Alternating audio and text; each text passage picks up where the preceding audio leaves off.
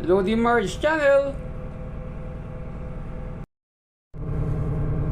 Hello mga Lodi, mga boss, mga sir.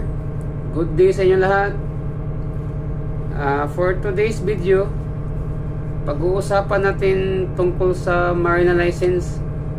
Sasagutin ko yung mga madaming katanungan sa mga kasamahating mga seaman. Mga katanungan lang tungkol dito sa marina license. Yung paano kung hindi naaktuhan, paano kung nag-expire, at saka yung ano pa yung mga update for this marina license this 2024.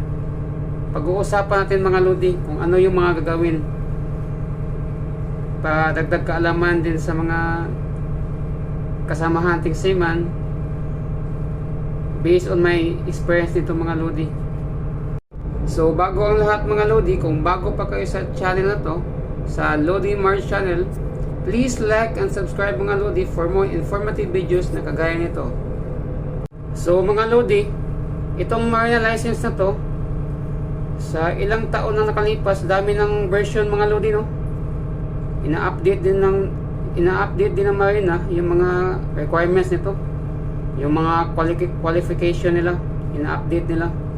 Way back 2013, 2014, kung hindi ako nagkakamali, nandun yung version na kung hindi mo maaktuhan, tatanggalan daw ng lisensya.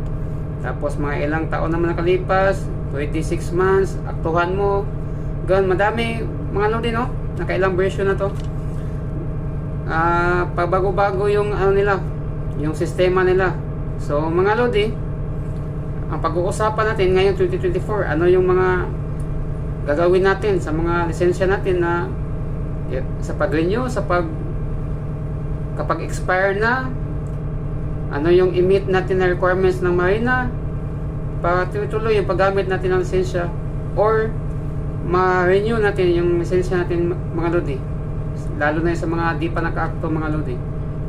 So isa sa mga katanungan dito mga Lodi na natanggap ko, tanong ni sir na, Lods, sa kanya daw di niya nagamit, paano kung after 1 year pa ang expiration ng COC, tapos ipa-revalidate ko, kailangan pa rin ba yung practical assessment?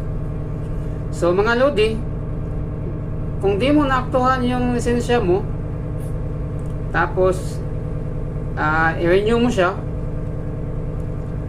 kailangan mo ng practical assessment mga Lodi.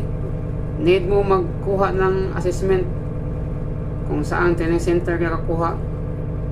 Dati nga, mahirap dati kasi kukuha ka pa sa ibang training center ng training, tapos mag-assessment pa sa ibang training center. Ngayon naman, COC na lang to mga Lodi, no? I-comply natin. Kukuha ka ng assessment kapag di mo pa naaktuhan.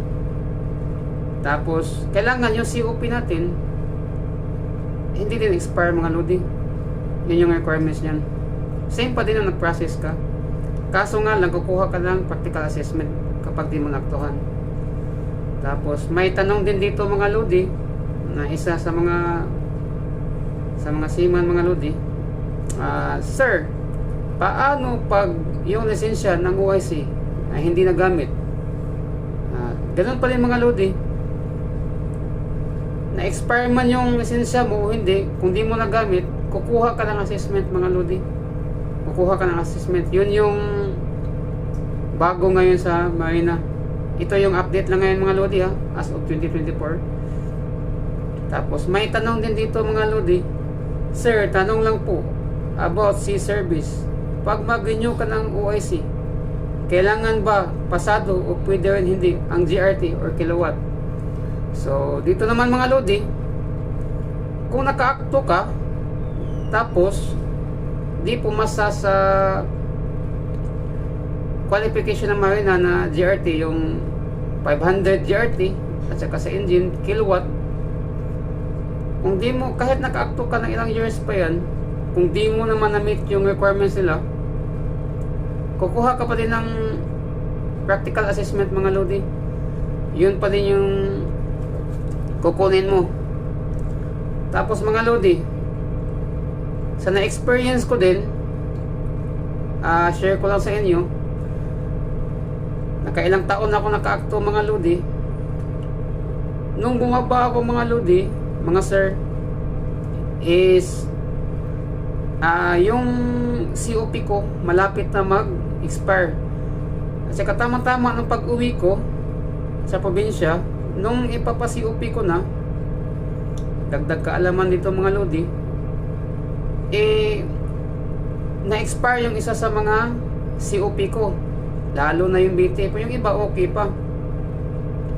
Pag hindi mo, kung kulang yung mga lodi, di kompleto yung COP ng mga training mo, yung pinagsasabi ko dito, yung BT, PECRB, at saka yung EFF, kasi yung tatlo na yun may expire. Yung MEFA naman, hindi siya may expire. Kung isa doon ay expire na, di mo siya ma-process mga lodi. Ito yung nangyari sa akin. So ginawa ko, nag-training ako ng COP, tapos pa-expire naman yung dalawa pa, kinuha ko naman. Nung natapos ko, kasi napakatagal ng processing ng COP mga lodi, no, yung sa BT, PECRB, EFF, inaabot ako ng lampas isang buwan mga lodi. Napakatagal kasi mag-training pa. Napakatagal mga lodi. Hanggang sa naabutan ako ng expire ng COC ko mga lodi. Nung i-process ko naman siya, hindi na siya pwede. Ang nangyari naman sa akin, ipinatraining naman ako ng assessment. Iyon mga lodi. Yun yung masaklap yan mga lodi, no? Sayang yung pera at saka yung panahon. Laki na sinayang ko mga lodi. Umabot ako ng mga 3 buwan siguro. 3 o 4 na buwan. Napakatagal kasi mag-training ka pang mga lodi, tapos schedule pa. Ganun mga lodi. So mga lodi, i-summarize ko lang. Yung marina license na expire, hindi naaktuhan, at saka yung nagamit na marina license kaso hindi nag-qualified sa qualification ng marina, yung GRT at saka kilowatt, yung 500 GRT at saka 750 kilowatt, yung below nun, yung di kailangan kasi above yun eh. Yung di na meet ang requirements ng marina, kukuha ka ng practical assessment mga lodi. Tapos yung mga lisensya na okay pa yung COP nila sa BT, PECRB, AFF at saka yung sa MEFA, kung okay pa mga yon, pwede kang mag-renew mga lodi. Basta yung C-service mo din na gamit is pasok sa 5 years na hinihingi ng marina. Yung gagamitin mo na C-service is from 2019 to 2024 kasi 5 years yun. Yun yung gagamitin mo. Yun yung hinihingi nila as of now mga lodi, no, sa 2024. Mga lodi, sa mga gusto pang magtanong, comment below lang, sasagutin ko hanggang sa kaya ng aking mga powers. At saka mga lodi, comment lang kung i-check nyo din yung other videos ko. May in-upload na ako dyan kung paano yung pag-process sa COC gamit ang Marina mismo. At saka yung sa Marina ID mga lodi, paano yung discarte nun, kasi madaming nalilito dyan, alam ko yan, kagaya ko, kaya sinashare ko yung mga videos na kagaya nito. So like and subscribe mga lodi. Thank you sa panood. Good luck sa inyo and God bless.